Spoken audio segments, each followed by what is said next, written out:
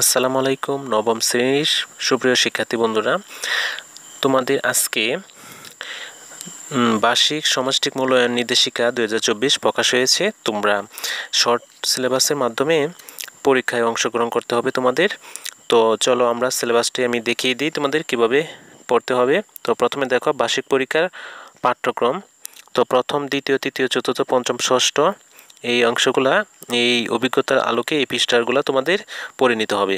তো প্রথমে 1 থেকে 14 পৃষ্ঠার, এভাবে 15 থেকে 33, 34 থেকে 77 এবং 78 থেকে 99, 100 থেকে 112 এই পৃষ্ঠাগুলো তোমাদের পড়ে নিতে হবে। তো তারপর নিচে চলো দেখি, শিক্ষণকালীন 30% এবং সামষ্টিক 70%। তো তারপরে নিচে যাই, তো এখানে সামষ্টিক মূল্যায়ন তোমাদের নৈর্ব্যক্তিক প্রশ্ন থাকবে 15টি ও এক কথায় থাকবে 10টি। তো 25 নাম্বার এখানে 15 এবং 10 25। তারপর সংক্ষিপ্ত প্রশ্ন 10টি থেকে 10টির উত্তর দিতে হবে। তো 10 দুগুণে 20, এখানে 20 নাম্বার পাইবা। তারপর তোমার রচনামূলক প্রশ্ন দৃশ্যপটবিহীন, আর এটা তোমার 5টি প্রশ্ন থাকবে, 3টি প্রশ্নের উত্তর দিতে হবে। তো এখানে তুমি 15 নাম্বার পাবা। তারপর রচনামূলক, এটা হচ্ছে দৃশ্য নির্ভর, আগেটা ছিল দৃশ্যবিহীন, এখন এটা হচ্ছে দৃশ্য নির্ভর। এখানে তোমার 60টি প্রশ্ন থাকবে, 60টি থেকে 5টির উত্তর দিতে হবে। তো এক একটি প্রশ্নের মান 8, 5 8 40 পাবা, আর সময় থাকবে তোমাদের 3 ঘন্টা। তারপর নিচে দেখো দৃশ্যমান দুটি অংশ, মোট ওইটা উপরেই বলে দিয়েছি। তো তারপর এখানে দেখো শিক্ষণকালীন মূল্যায়ন। তো শিক্ষণকালীন মূল্যায়ন তোমাদের কিভাবে নেওয়া হবে, অ্যাসাইনমেন্ট, ব্যবহারিক কাগজ, একটি নমুনা সহ নির্ধারিত পেজ এবং তোমাদের পরীক্ষাটা কেমন হবে তার একটি নমুনা নিচে দেওয়া আছে। তো এখানে দেখো এটি একটি নমুনা প্রশ্ন উত্তর। এই নমুনা প্রশ্ন উত্তরের আলোকে এই বিষয়ের প্রশ্নপত্র তৈরি করবেন। কোনোভাবেই নমুনা প্রশ্ন হুবহু ব্যবহার করা যাবে না। 2024 সালের বার্ষিক পরীক্ষার নমুনা প্রশ্ন। তো এটা তোমাদের বাংলা প্রশ্ন। তো এখানে 25টি প্রথমে নৈর্ব্যক্তিক থাকবে, 15টি নৈর্ব্যক্তিক প্রশ্ন থাকবে এবং 10টি শর্ট প্রশ্ন থাকবে। তো এখানে দেখো নমুনা প্রশ্নে 15টি সঠিক উত্তর আছে, এই 15 পর্যন্ত।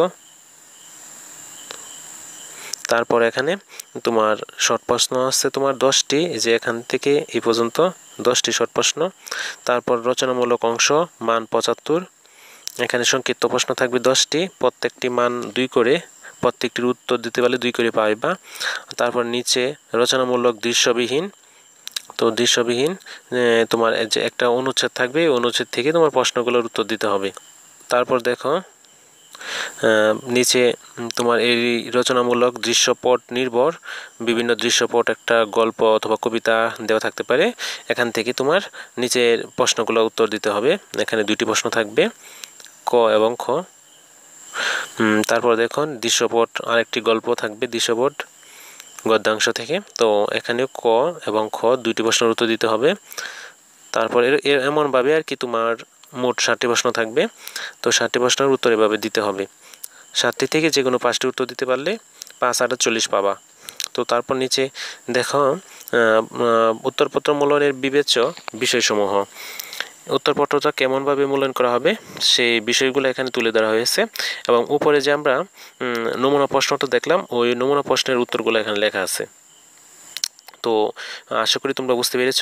তোমাদের সকল মেইন বিষয়গুলো হচ্ছে বইয়ের কী কী চ্যাপ্টারগুলো এখানে দেওয়া হয়েছে, সেই চ্যাপ্টারগুলো অতি তাড়াতাড়ি তোমরা খুব ভালোভাবে শেষ করতে হবে তোমাদের। তা না হলে পরীক্ষায় কিন্তু খুব একটা ভালো রেজাল্ট আসবে না। তো আমি আশা করি তোমরা খুব ভালোভাবে এই চ্যাপ্টারগুলোর এই পেজগুলো শেষ করে দেবা, এই গল্পের গুলা খুব ভালোভাবে রিডিংগুলো কমপ্লিট করবা, যাতে তোমরা ভালো একটা রেজাল্ট করতে পারো।